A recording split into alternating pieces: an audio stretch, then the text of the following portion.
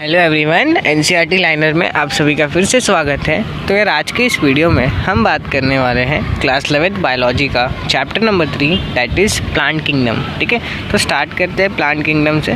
Plant kingdom में क्या दे रखा है कि यार देखो ध्यान से, बेकर का 1969 में 5 किंगडम क्लासिफिकेशन देखा ऑफ लिविंग ऑर्गेनिज्म, जहाँ पे उन्होंने kingdom Monera, kingdom protista, kingdom fungi, kingdom animalia और किंगडम प्लांटे जैसे अलग अलग ऑर्गेनिज्म को अलग अलग किंगडम में क्लासिफाई किया। ठीक है, तो अब हम क्या करने वाले हैं, किंगडम प्लांटे को, जिसको हम पॉपुलरली प्लांट किंगडम के नाम से जानते हैं, उनको हम स्टडी करेंगे। ठीक है, तो यार इससे पहले कि मैं स्टडी करूं, एक बात जो आपको ध्यान देखनी है कि पहले जब क्लासिफिकेशन होता था किंगडम प्लांटे का, तो उस समय फंगाई और कुछ मेंबर्स ऑफ मोनेरा और प्रोटिस्टा को किंगडम प्लांटे में ही इंक्लूड किया जाता था। क्यों किया जाता था? क्योंकि उनके पास क्या होता था, सेल वॉल होता था। मतलब जो अर्लियर क्लासिफिकेशंस थे, हाँ अभी हम देखने वाले हैं, जो अर्लीस्ट क्लासिफिकेशन था कि लिविंग ऑर्गेनिज्म 2 किंगडम में डिवाइड होते हैं, किंगडम प्लांटे, किंगडम एनिमेलिया। तो वो जो क्लासिफिकेशन का बेसिस था वो था on the basis of the cell wall. Yes, तो मतलब सेल वॉल जिसके पास है उसको प्लांट में रखा जाता था और जिसके पास नहीं है उसको एनिमल में रखा जाता था। यस, इसलिए पहले के क्लासिफिकेशन में किंगडम प्लांटे के अंदर मोनेरा, प्रोटिस्टा और कुछ फंगाई भी इंक्लूडेड होते थे जिनके पास सेल वॉल होता था। ठीक है, तो उस ज़माने के क्लासिफिकेशन को हम बोलते थे आर्टिफिशियल क्लासिफिकेशन। क्या बोलते थे? Artificial classification. अब ये आर्टिफिशियल क्लासिफिकेशन किसने दिया था? Carolus Linnaeus. वो किस बेसिस पे दिया था? On the basis of vegetative characters और एंड्रोशियम का स्ट्रक्चर। मतलब उन्होंने क्या किया था कि मॉर्फोलॉजिकल स्ट्रक्चर्स, मॉर्फोलॉजिकल कैरेक्टरिस्टिक्स जैसे कि habit, colour, number, shape of leaves जो हम बाहर से देख सकते हैं, उस बेसिस पे उन्होंने क्लासिफिकेशन किया था ऑफ प्लांट्स। ठीक है, तो कार्लस लिनेज जी ने आर्टिफिशियल सिस्टम लाया था of classification of plant on the basis of the vegetative characters and androecium का स्ट्रक्चर। लेकिन यार धीरे धीरे क्या हुआ, ये जो सिस्टम था वो ज़्यादा देर तक नहीं एक्सेप्ट किया गया, क्योंकि कुछ सेक्सुअल कैरेक्टरिस्टिक्स भी थे जो ये सिस्टम एक्वायर नहीं कर रहा था। ठीक है, उसके बाद क्या आया, नेचुरल सिस्टम ऑफ क्लासिफिकेशन आया। हाँ, ये जो क्लासिफिकेशन था ये ऑन द फैक्ट कि ये एक्सटर्नल फीचर के साथ साथ इंटरनल फीचर के भी बेस पे था। ठीक है, अब जैसे कि एनाटॉमी, एम्ब्रियोलॉजी, फाइकोकेमिस्ट्री, ये सारी चीज़ों के ऊपर भी, अल्ट्रा स्ट्रक्चर, ये सारी चीज़ों के ऊपर भी वो बातें करता था। ठीक है, such classification of flowering plant was given by George Bentham Hooker. ठीक है, जॉर्ज बेंथम एंड हुकर। ठीक है, तो नेचुरल क्लासिफिकेशन सिस्टम किसने दिया था?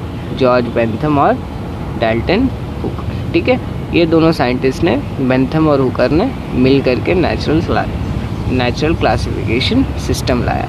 अब प्रेजेंट में हम किस क्लासिफिकेशन को पढ़ते हैं? Phylogenic classification system. ये फाइलोजेनिक क्लासिफिकेशन सिस्टम क्या होता है कि ये जो होता है ये ऑन द फैक्ट कि जो 2 ऑर्गेनिज्म ए, ऑर्गेनिज्म बी अगर सेम टैक्सा पे बिलोंग करते हैं, इवन तो उनका जीनस डिफरेंट है, तो उनका एक कॉमन फैमिली होगा या एक कॉमन एंसेस्टर होगा। इस चीज़ों पे ये बेस्ड हुआ करता था। ठीक है, ओके। अब कुछ अब धीरे धीरे क्या हुआ, कुछ साइंटिस्ट लोग क्लासिफिकेशन कर रहे थे तो कुछ कंफ्यूजन्स आते थे, उन्हें रिजॉल्व करने के लिए वो कुछ टैक्सोनॉमी का यूज़ करते हैं। 3 of such taxonomy is numerical taxonomy, cyto taxonomy और कैमो टैक्सोनॉमी। ठीक है, तो न्यूमेरिकल टैक्सोनॉमी देखो क्या होता है कि न्यूमेरिकल टैक्सोनॉमी क्या होता है कि हम क्या करते हैं, जो भी ऑब्जर्वेबल कैरेक्टर्स होता है उसको कंप्यूटर के मदद से हम उसे नंबर एंड कोड डिज़ाइन करते हैं। ठीक है, और ईच नंबर, ईच कैरेक्टर को एक नंबर और कोड मिलता है। ठीक है, तो ये हो गया तुम्हारा न्यूमेरिकल टैक्सोनॉमी। अब साइटो टैक्सोनॉमी क्या होता है? ये बेस्ड होता है साइटोलॉजिकल इंफॉर्मेशन के बेसिस पर, ठीक है, जैसे कि क्रोमोसोम नंबर, क्रोमोसोम का स्ट्रक्चर, बिहेवियर एक्सेट्रा एक्सेट्रा, ठीक है। और थर्ड जो टैक्सोनॉमी है वो है केमोटैक्सोनॉमी। केमोटैक्सोनॉमी क्या होता है, ये केमिकल कॉन्स्टिट्यूएंट पे बेस्ड होता है, और ये सारे टैक्सोनॉमी क्या होती हैं, साइंटिस्ट को हेल्प करती हैं to resolve any confusions related to classification of plants, ठीक है। ओके, अब नेक्स्ट टॉपिक क्या दे रखा है, हमने क्या देखा कि जो हमारा प्लांट होता है उसको हम टोटली क्या करते हैं, टोटली 5 डिविजन्स में क्लासीफाई करते हैं। कितने डिविजन्स में, 5 डिविजन्स। सबसे पहला डिवीज़न क्या होता है, एल्गे। क्या होता है, एल्गे। दूसरा क्या होता है, ब्रायोफाइट्स। तीसरा टेरिडोफाइट्स। चौथा जिम्नोस्पर्म, और पांचवा एंजियोस्पर्म, ठीक है। तो सबसे पहला एल्गे है, एल्गे से स्टार्ट करते हैं, ठीक है। अब एल्गे में क्या दे रखा है कि एल्गे जो होते हैं वो क्लोरोफिल बेरिंग होते हैं, सिंपल होते हैं, थैलॉइड होते हैं, ऑटोट्रॉपिक होते हैं और एक्वेटिक होते हैं, ठीक है। क्लोरोफिल मतलब ग्रीन होंगे, ठीक है।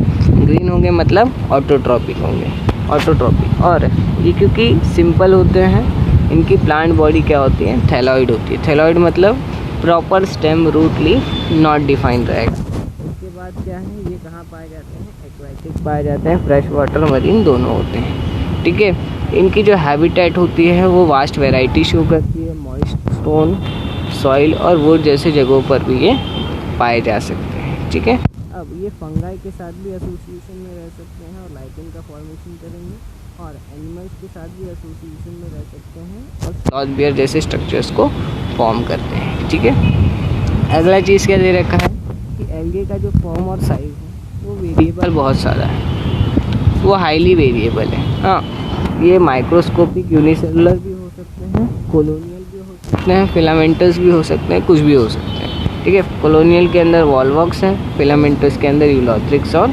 स्पायरोगैरा है, ठीक है। और कुछ मेराइन फॉर्म्स ऑफ एल्गे जो हैं वो केल्प्स जैसे स्ट्रक्चर्स भी बना सकते हैं। केल्प्स क्या होता है, एक मैसिव प्लांट बॉडी होती है जिसकी हाइट मीटर्स तक होती है, ठीक है।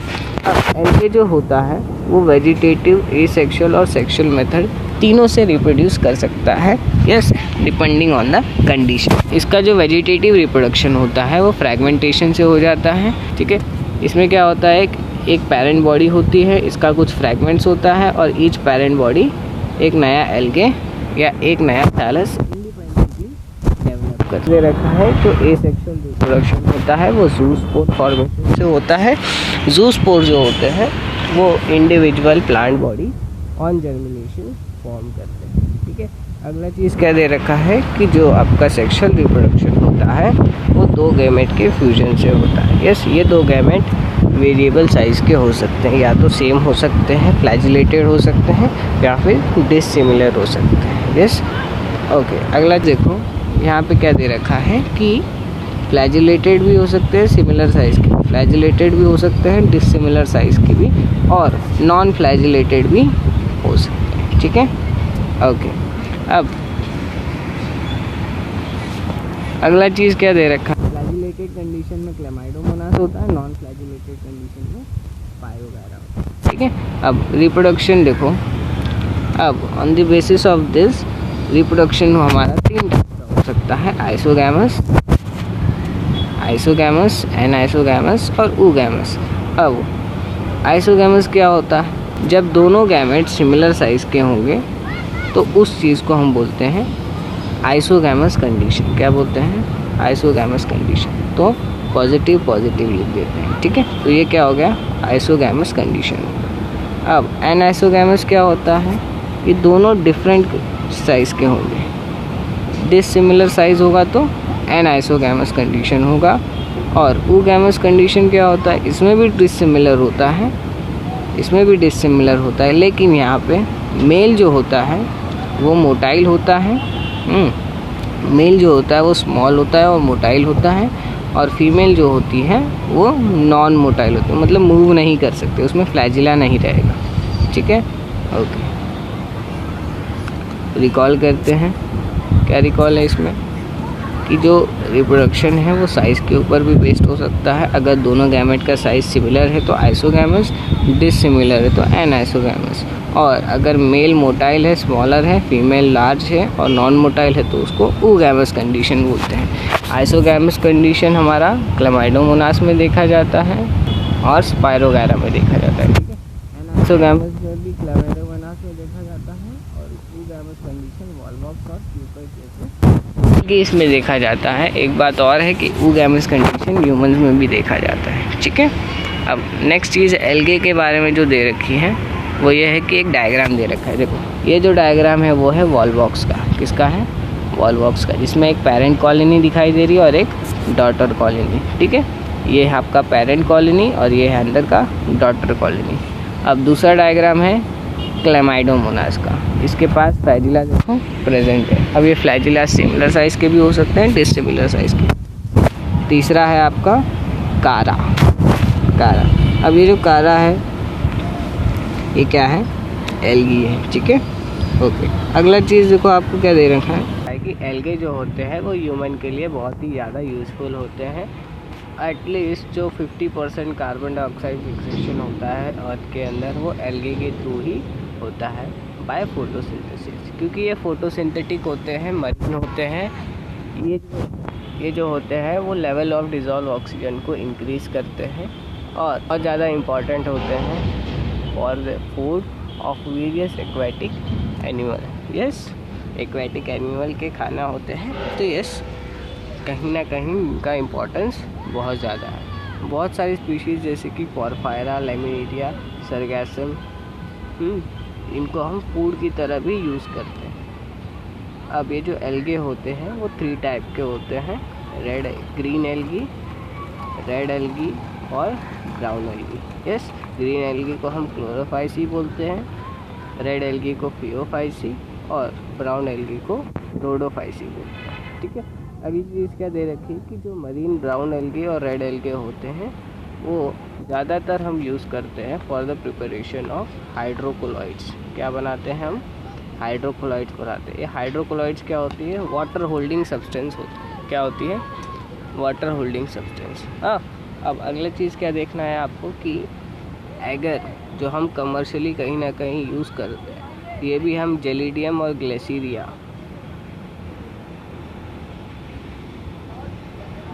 ग्लेसिलेरिया जैसे माइक्रोब्स के थ्रू बनाते हैं। यस, क्लोरेला एक यूनिसेलुलर एल्गे है, ये रिच इन प्रोटीन है और फूड सप्लीमेंट के लिए भी हम यूज़ करते हैं। और space traveller, yes, space traveller के लिए हम क्लोरेला के टैबलेट्स प्रोवाइड करते हैं, ओके।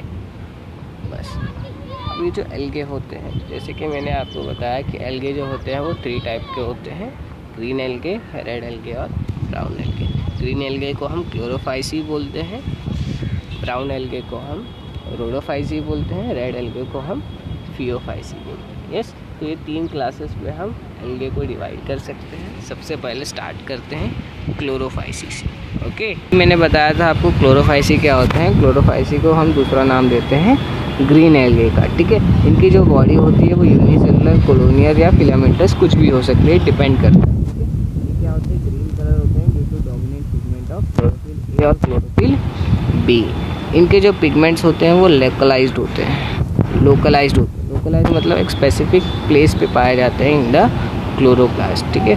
क्लोरोप्लास्ट की बात की जाए तो डिस्क शेप हो सकते हैं, प्लेट लाइक हो सकते हैं, रेक्टिकुलेट हो सकते हैं, कप शेप हो सकते हैं, स्पाइरल शेप हो सकते हैं या रिबन शेप के हो सकते हैं। मतलब वैरायटी बहुत ज़्यादा है। अब अगला चीज़ क्या दे रखा है कि इनके पास एक स्टोरेज ऑर्गन होता है जिसको हम बोलते हैं पायरेनॉइड्स, ठीक है। अब ये पायरेनॉइड्स 1 से लेकर के मेनी डिपेंड कर सकता है और ये पायरेनॉइड्स के अंदर स्टार्च के साथ साथ प्रोटीन भी स्टोर रहता है, ठीक है।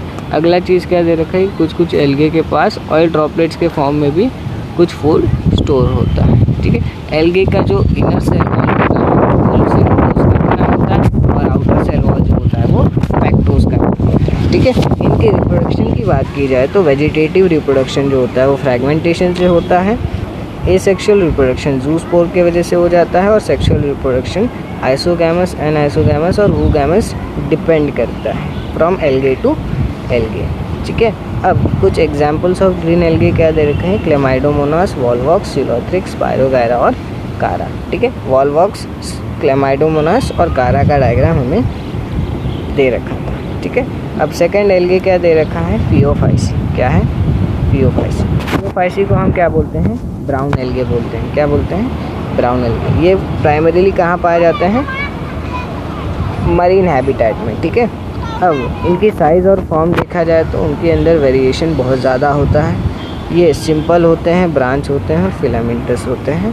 अब फिलामेंटस के अंदर ये एक्टोकार्पस इसका एग्जाम्पल है, और एक कैल्प जैसे फिलामेंटस प्लांट बॉडी भी बनाते हैं। ठीक है, जो 100 मीटर की हाइट तक ग्रो होता है। ठीक है, इनके अंदर मेन क्लोरोफिल की बात की जाए तो chlorophyll A, chlorophyll C, carotenoids और ज़ैंथोफिल भी पाए जाते हैं। ठीक है, अगली चीज़ क्या दे रखी है कि इनका जो कलर होता है वो ओलिव ग्रीन से लेकर के ब्राउन पे होता है, ब्राउन कलर तक होता है, depending upon the xanthophyll pigments on fucoxanthin. Xanthophyll और फ्यूकोज़ैंथीन के बेसिस पे इनका कलर ओलिव ग्रीन से लेकर के ब्राउन तक हो सकता है। ठीक है, अगला चीज़ क्या दे रखा है कि इनके अंदर जो फोर्थ स्टूड होता है वो कॉम्प्लेक्स कार्बोहाइड्रेट के फॉर्म में होता है, जिसको हम बोलते हैं लैमिनेरिन या फिर मैनिटॉल। ठीक है, अब इनके जो वेजिटेटिव सेल्स होते हैं उसके आउटर कवरिंग पे जेलेटिनस कोटिंग होती है ऑफ एल्जीन। हाँ, अब इनका जो प्रोटोप्लास्ट होता है प्लास्टिड, वैक्यूल और न्यूक्लियस कंटेन करता है। इनकी जो प्लांट बॉडी होती है वो सबस्ट्रेटम से अटैच होती है by the means of hold fast, और इनके पास एक स्टॉक होता है, स्टाइप होता है, और लीफ लाइक एक फोटोसिंथेटिक ऑर्गन होता है जिसको हम बोलते हैं फ्रॉन्ड। मतलब मान लो मेरा ये ब्राउन एल्गे है, यस, ये इसका होल्ड फास्ट है,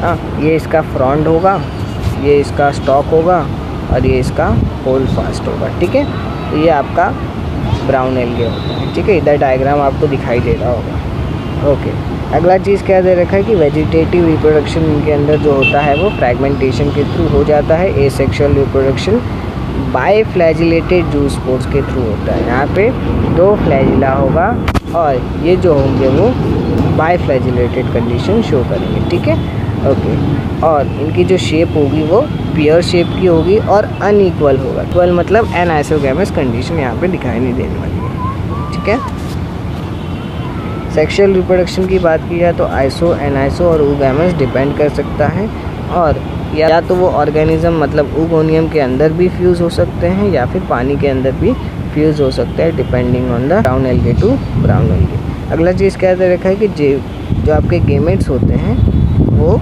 पियर शेप के होते हैं और फ्लैजिला के लैटरल साइड पे ग्रो करते हैं। ठीक है, वन एग्जांपल्स क्या होगा, एक्टोकार्पस, डिक्टियोटा, लैमिनेरिया, सरगैसम और फ्यूकस। ठीक है, ओके, नेक्स्ट थर्ड क्लास क्या दे रखा है हमारा, रोडोफाइसी।